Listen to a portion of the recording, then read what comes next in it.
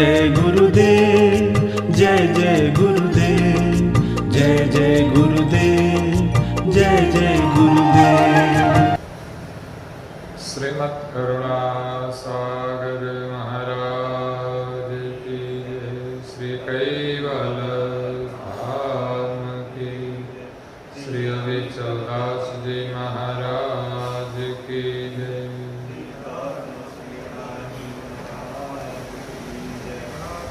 सत्यवल सारे सत्यवल सारे सत्यवल सारे। परम गुरु श्रीमद् करुणा सागर महाराज श्री रचित पंचम स्वसंवेद यानी पंचम सूक्ष्म वेद, दिव्य परम गुरु जी का आगमन और केवल कर्ता की गुप्त गति दर्शावन को स्कंद पहला और चौपाई नंबर है 85।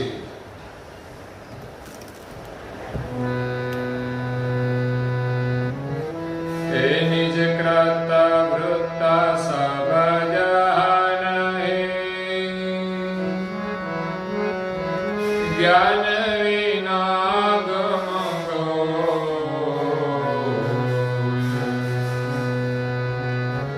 तब लगे जीवन पाए, खुद पति गति न कोई। प्रिय भक्तजनों, ज्ञान संप्रदाय के आद्य स्थापक अनंत ब्रह्मांडाधीश केवल कर्ता के परम विशेष अंश, सकलता सिद्धांत का प्रतिपादन करने वाले अनंत अंश के तारणहार, केवल धर्म धुरंधर, नव बुद्धि के सागर, महान समर्थ परम श्रेष्ठ परम विभूतिवान, परम दयालु परम कृपा निधि, सर्वज्ञ दिव्य परम गुरु श्रीमद् करुणा सागर जी महाराज विश्व भर के मनुष्य तनधारी चैतन्य जीवात्माओं को यथार्थ ज्ञान का उपदेश देते हुए अलौकिक अमृतमय वाणी से स्वरचित पंचम स्वसंवेद ग्रंथ के प्रथम स्कंद में दिव्य परम गुरु जी का आगमन और कैवल कर्ता की गुप्त गति का बोध करते हुए कहते हैं कि निज कृत व्रत सब जहान ही, ज्ञान विना गम गोई। कल परम गुरु जी ने कहा कि सभी अंश अपने अपने कर्म के अनुसार सुख दुख भुगतमान करते हैं, सर्जनहार किसी को दुख देते नहीं। परम गुरु जी यहाँ कहते हैं कि संसार में सभी अंश जब आए तब उनके सिर पर बाल तिलक रूप जो गति प्रदान की थी, इस गति के कारण अंश मैं कौन हूं और मेरा कर्ता कौन है, उनकी जान रूप गति वो बाल तिलक वत थी। वो जान रूप तिलक की गति की स्मृति रख के इस संसार में सभी जीव निसंगपणे निर्भयता से विचरण कर सकते हैं, लेकिन सभी अंश संसार के विलास में अपने सिर पर जो सर्जनहार है उनकी जान रूप जो अणि अग्र भाल तिलक व दृष्टि थी, वो दृष्टि विसर्जन हुई, स्मृति विसर्जन हुई और अनियाड़ी जो गति थी वो कुंठित हो गई। इसी के कारण सर्जनहार के साथ जो अंश का संबंध था वो विच्छेद हो गया। वो बड़ा एक गुनाह है। और यही गुनाह के बाद अंश संसार में विलास करने के लिए कई प्रकार के गुनाह करते हैं। उनको पता है कि हमारा किया हुआ कर्म का फल हमें भुगतान करना पड़ेगा, फिर भी झूठ, प्रपंच, चोरी, हेरी सब कुछ करते हैं। इसलिए परम गुरु जी कहते हैं कि आप आपने अवगुण सबे भुगतत सुख दुख संच, निजपति तखत की ताड़ना। सर्जनहार जो अपने तखत पर विराजमान है, वहां से किसी को भी सजा नहीं दी जाती, किसी को भी शिक्षा नहीं की जाती, सब अपने कर्म के फल भुगतान करते हैं। वो सर्जनहार का अटल कानून है, अटल कायदा है कि जो जैसा कर्म करेगा वैसा फल उनको मिलेगा। तो कर्म का 3 प्रकार है। एक है क्रियामण कर्म, जो हम वर्तमान में शरीर से क्रिया करते हैं, उनके साथ जो कर्म होता है उनको प्रगट क्रियामण कर्म कहते हैं। और इसमें कई प्रकार के कर्म ऐसे हैं जिनका फल हमें तुरंत ही मिल जाता है। जैसे हमें भूख लगी और हमें खाने की क्रिया की तो हमारी भूख तृप्त हो जाती है, तो ये क्रियामण कर्म का फल तुरंत ही मिल गया। शायद हमें किसी ने एक तमाचा मार दिया गुस्से में आकर,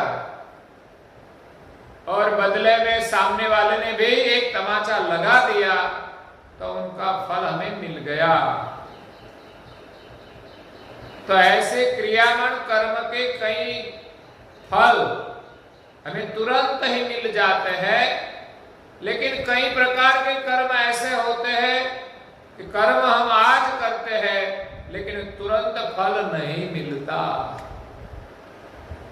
किसी चोर ने किसी के घर में चोरी की लेकिन पकड़ा नहीं गया, तो उनका फल उसको तुरंत नहीं मिला, लेकिन उसके बाद भी कई चोरियां की उसने, दूसरी तीसरी, लेकिन एक दिन वो पकड़ा गया तो सभी चोरी का भेद खुल जाता है और अंत में सभी गुनाहों का फल उनको मिलता है। शायद किसी चोर को इस जन्म में फल नहीं मिला, इतने बड़े चोर हैं, उनकी उतनी ताकत है, तो उनको दूसरे जन्म में भी उनका फल भुगतान करना पड़ता है।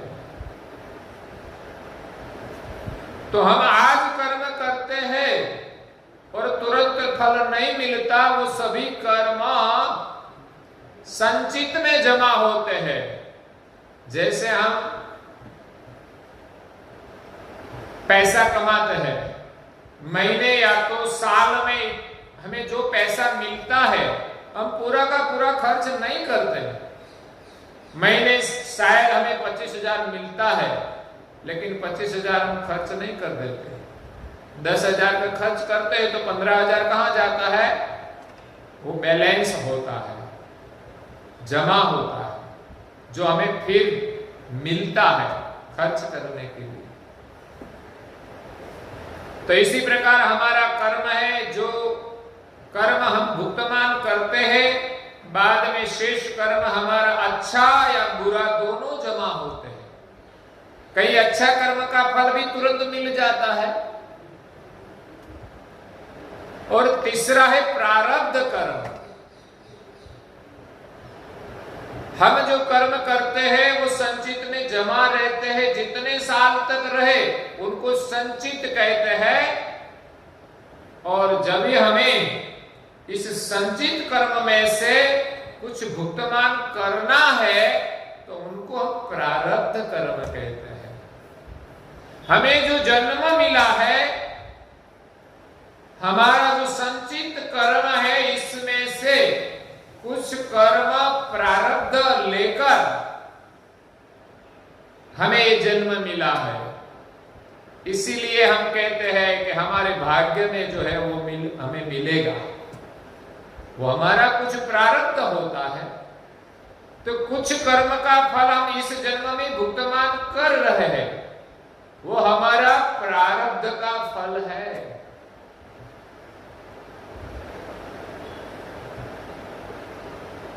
सब विद्यार्थी साथ में पढ़ते हैं, लेकिन सभी को नौकरी मिलती नहीं। एक साथ पढ़ने वाले एक नौकरी करके आगे बढ़ जाते हैं और दूसरा पीछे रह जाते हैं। एक घर में एक माँ बाप के सभी संतान होते हैं, वो भी सब एक समान नहीं रहते, एक आगे बढ़ जाते हैं और एक पीछे रह जाते हैं। एक ही परिवार में जिन संतानों का जन्म हुआ है, तो अमीर घर में जिन संतानों का जन्म हुआ है, इस संतानों का एक प्रारब्ध समान है। गत जन्म में उनके संचित में एक अच्छा कर्म है, समान है, जिसके कारण अमीर घर में उसका जन्म हुआ है। लेकिन फिर भी उनका दोनों का कुछ कर्म अलग भी होता है। एक का स्वास्थ्य अच्छा है, दूसरे का अच्छा नहीं है, तो वो अपना संचित कर्म का फल है, वो प्रारब्ध कर्म के रूप में वो भुगतान करते हैं। एक साथ पढ़ने वाले विद्यार्थी जो संचित कर्म में से कुछ प्रारब्ध लेकर आए हैं अच्छा कर्म का, तो नौकरी मिल जाती है और कुछ नहीं। और संचित कर्म अच्छा है, इसी के कारण उसको अच्छी बुद्धि भी मिलती है, वो पढ़ाई में भी अच्छा रहता है, इसी के कारण उनको नौकरी मिल जाती है। कुछ वर्ण में जन्म होना वो भी अपना संचित का कर्म में से प्रारब्ध कर्म का परिणाम है। तो सभी प्रकार के सुख दुख है, कुछ प्रकार के सुख भी है, कुछ दुख भी है। वो हमारे संचित कर्म तो बहुत है। मनुष्य इतने संचित कर्म करते हैं कि इस कर्म के फल भुगतान करने के लिए ही अंश को 84 लाख शरीर धारण करना पड़ता है। और वो पूरा होने के बाद फिर मनुष्य का जन्म जो मिलता है, वो भी अगले मनुष्य जन्म का जो संचित कर्म है इसमें से ही मिलता है। जो अच्छा कर्म होता है तो जल्दी 84 में से निकलकर वो मनुष्य में भी अच्छे परिवार में जन्म लेते हैं। अगर तो किसी भी परिवार में जन्म ले, लेकिन उसको अपना अच्छा कर्म का फल मिलता है। तो इसी प्रकार संचित कर्म और प्रारब्ध कर्म का भेद है। जब प्रारब्ध कर्म हमें भुगतान करना है, तब हम कुछ भी प्रयास करें, कोई बदल नहीं सकता। राम को अयोध्या की गादी पर राज्याभिषेक करना था, लेकिन उसके प्रारब्ध में नहीं था। उसके प्रारब्ध में वनवास लिखा था। उनका भी कोई कर्म था ही, वो सर्जनहार के विशेष अंश है। वो भी सृष्टि में आकर अपना कर्तव्य पालन करने में कभी कभी विवश होकर भी कुछ कर्म करते हैं। जानबूझकर विवश होकर भी कुछ कर्म करना पड़ता है। जैसे जालंधर राक्षस था, लेकिन वो मरता नहीं था। क्यों? कि उनकी पत्नी सतीवृंदा थी, उनका सतव्रत था, इसी के कारण वो मरता नहीं था। तो श्री विष्णु ने सतीवृंदा का शील भंग किया। वो अनुचित था लेकिन करना पड़ा। जब वो कर्म किया तो सती वृंदा ने उनको श्राप भी दे दिया। तो उसके कर्म के फल के अनुसार उनका कर्म का फल भुगतान करना ही पड़ता है। हाँ, सर्जनहार एक ही है जो दुनिया के कर्म धर्म से परे है। वो सृष्टि में अवतार लेकर आते नहीं और कोई कर्म करते भी नहीं। और सर्जनहार का लक्ष्य सभी अंश भूल जाए तब उनके सानिध्य में एक परम विशेष अंश है जिनको सर्जनहार ने अपनी सभी गति प्रदान की है, सभी विभूतियां प्रदान की है। वही संसार में अवतार लेकर आते हैं। सर्जनहार कभी संसार में अवतार लेते नहीं, इसीलिए सर्जनहार को कोई जानते नहीं। लेकिन सर्जनहार की आज्ञा से या तो सर्जनहार ने जो सभी देवों को करुणा के रूप में हुक्म दिए हैं उसके अनुसार देवता इस पृथ्वी पर धर्म कार्य के लिए और अधर्म का विनाश के लिए अवतार लेते हैं। तो यही देवों का कर्म देखकर जगत के जीव मानते हैं कि यही परमेश्वर है, क्योंकि धर्म का कार्य तो परमेश्वर ही करता है। अधर्म का उत्थापन और धर्म का स्थापन जो देवों ने किया और ज्ञान का कुछ उपदेश दिया, इसलिए जगत के जीव उनको ईश्वर मानते हैं, भगवान के रूप में पूजा करते हैं। कारण इस सर्जनहार को जो सब भूल गए हैं उसकी पहचान संसार में किसी के पास नहीं थी, इसलिए अवतारों को परमेश्वर मान लिया है। लेकिन अवतारों को भी अपना कर्म का फल भुगतान करना पड़ता है। परम गुरु जी यहां कहते हैं कि नीच कृत वृत्त सब जहान ही, ज्ञान विना गम गोय। सर्जनहार के ज्ञान के बिना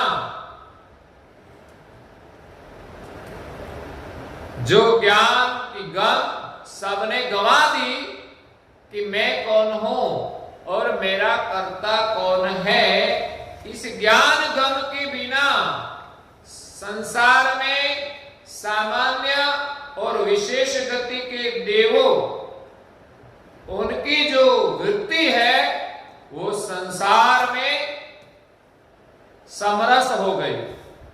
सर्जनहार के ज्ञान के बिना निज कृत व्रत सब जहान ही, सारे जहान में अंशों की वृत्ति कृत में कृत रूप हो गई।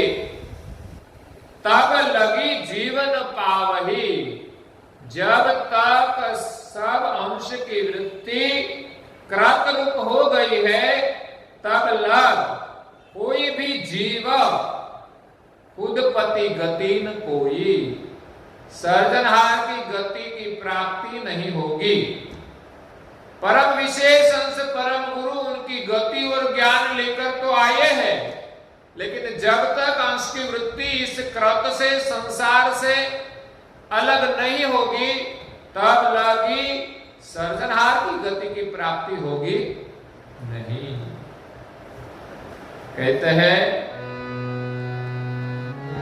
पण सिर अंक प्रताप सु,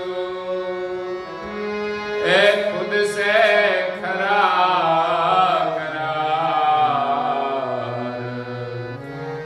महद मोक्ष नहीं गुरु बिना, और मोक्ष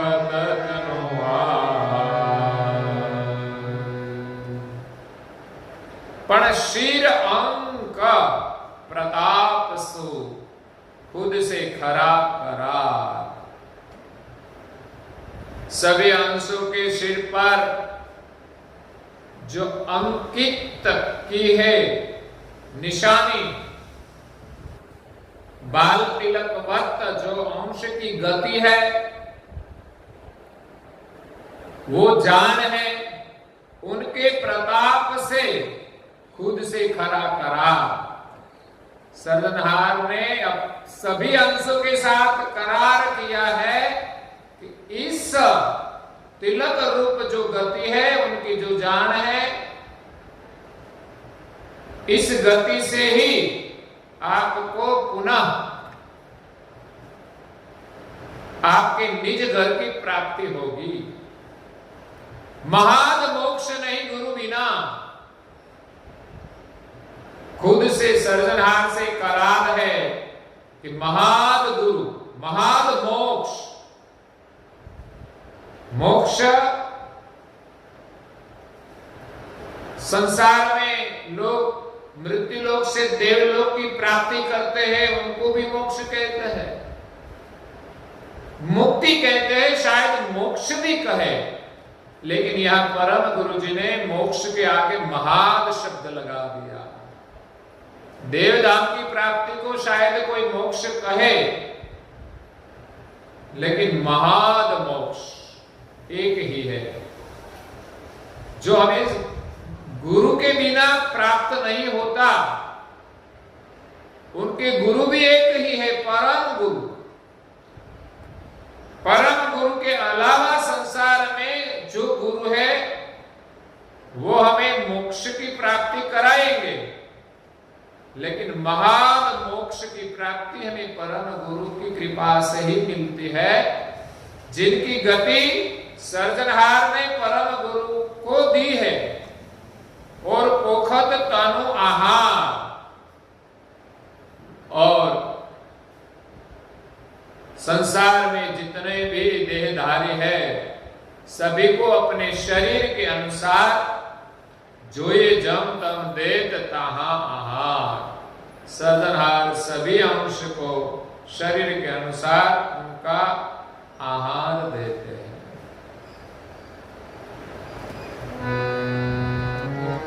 खुद घर गमा घर जादीन के तो पे वदित वचन,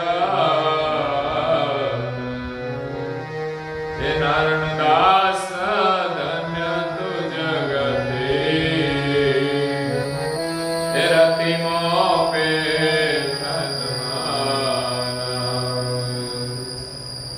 खुद घर गम घर जादीन के। सृष्टि की आद्य में सर्जनहार ने जो ज्ञान और गति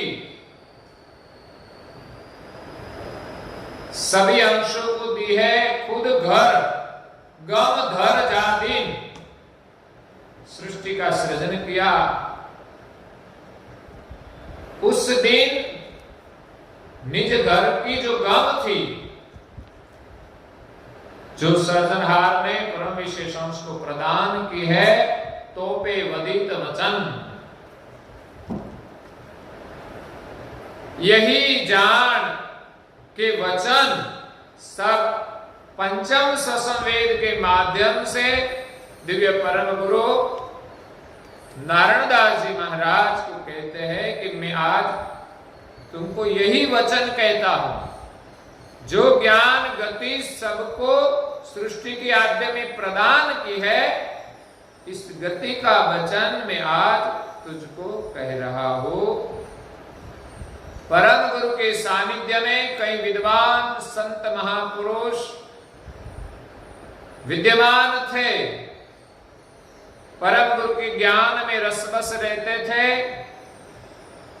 लेकिन सबसे अधिक गति के अधिकारी नारायण दास जी महाराज जी को धन्यवाद देते हैं कि तेरा तन और मन का जो प्रेम है मेरे शरण में समर्पित है, रति मोपे तन मन। इसीलिए नारायण दास जी महाराज जी को धन्यवाद देते हैं। नारायण दास जी महाराज जी का जो प्रेम तन और मन दोनों परम गुरु के शरण में समर्पित किया है, इस अधिकार के कारण दिव्य परम गुरु जी नारदास जी महाराज श्री को कहते हैं, हे धर्मदास गंड बांधु के जो थे कबीर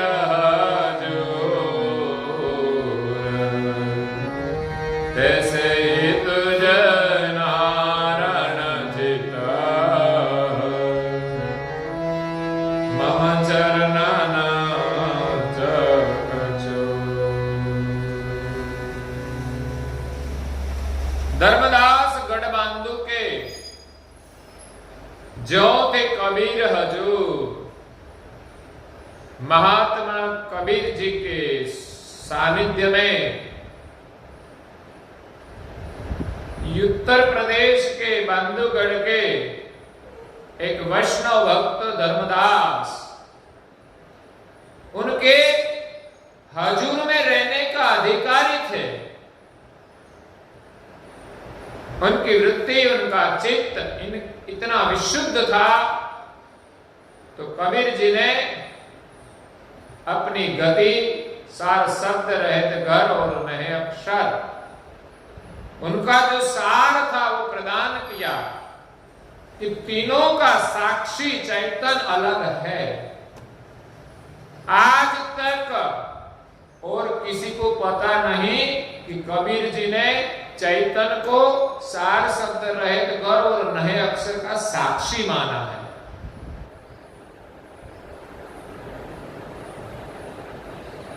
तो धर्मदास कबीर जी के सानिध्य में हजूर में रहते थे, उनकी गति के वो अधिकारी थे। कबीर जी चाहे काशी में रहे, धर्मदास चाहे बांधवगढ़ में रहे, लेकिन उनकी गति ज्ञान से वो उनके हजूर में ही रहते थे। उनका चित्त कबीर जी के चरणों में, उनके ज्ञान में ही रहते थे।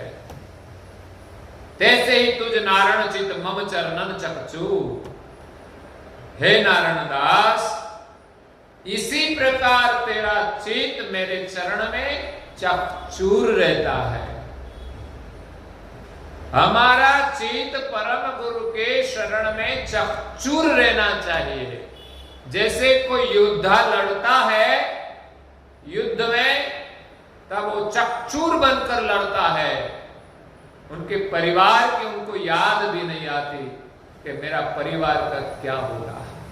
इतना वो समर्पित होकर चकचूर हो जाते हैं। तो भक्ति में ऐसा प्रेम होना चाहिए कि परम गुरु जी के चरण में हमारा चित्त चकचूर हो जाए, चूर चूर हो जाए। तो नारदास जी महाराज को धन्यवाद देते हुए परम गुरु जी कहते हैं, नारायणदास कोई नरणवे देखे निज अधिकार, हे स्वप्नांतर अंतर हे मम चितवन एकता। नारायणदास कोई नरणवी देखे हो निज अधिकार। हे नारायणदास, मैं तेरा अधिकार देखकर निर्णय करता हूं, स्वप्नांतर अंतर नहीं। नारायणदास जी महाराज श्री का जो प्रेम है, उनका जो चित्त है, इतना चकचूर हो गया है कि स्वप्न में भी उसका कोई अंतर नहीं रहता। मम चितवन एकता, कैसा प्रेमी था, कैसा ज्ञानी था कि परम गुरु जी का चरण में नारायणदास जी महाराज श्री चितवन से एकतार हो गए। तो परम गुरु के साथ कैसा प्रेम होना चाहिए, उनका दर्शन हमें यहां नारायणदास जी महाराज श्री का प्रेम से होता है। हमारा चित्त परम गुरु के चित्तवन में कैसा एक तार होना चाहिए। नर्मदा जी महाराज श्री का प्रेम इतना अद्भुत था, एक क्षण के लिए भी परम गुरु जी को वो भूलते नहीं थे। हम यहां से घर पे जाए कोई दिक्कत नहीं है, लेकिन उनकी स्मृति भूलनी नहीं चाहिए, बस निरंतर उनका ही स्मरण। शायद आपकी घर में कोई फर्ज है तो कुछ काम करते हैं, लेकिन बिना फर्ज तो हमें और कुछ चिंतन करना ही नहीं चाहिए। ऐसी जगह बैठना नहीं चाहिए कि जहां परम गुरु जी का विसर्जन हो जाए। कभी कभी हम बाजार में बैठे रहते हैं, तो बाजार में तो बाजार की ही बातें होती है, शायद हमारा स्मरण में विक्षेप भी होता है। कभी हम ऐसी बातों में हस्तक्षेप भी कर देते हैं, हमारा मन आवेश में भी आ जाता है। आवेश में आ जाने के बाद हम वहां से चले जाते हैं, बाद में भी हमारे मन से बात निकलती नहीं, हमारा घर में लेकर जाते हैं, वहां भी हम शायद परम गुरु के सन्मुख बैठकर प्रार्थना करें, तब भी वो बात याद आ जाएगी, क्योंकि ये बिन जरूरी बात में हमने हस्तक्षेप किया, तो इनका बड़ा नुकसान होता है। तो परम गुरु के साथ हम एक मेक हो जाए। नर्मदा जी महाराज श्री का प्रेम का यहाँ वर्णन करते हैं आगे, और भी वो हम कल सुनेंगे। और आज के प्रवचन को यहाँ विराम देते हैं। श्रीमद् करुणा सागर जी महाराज की, श्री कैवल धाम की जय, श्री हरिचंद्र श्री महाराज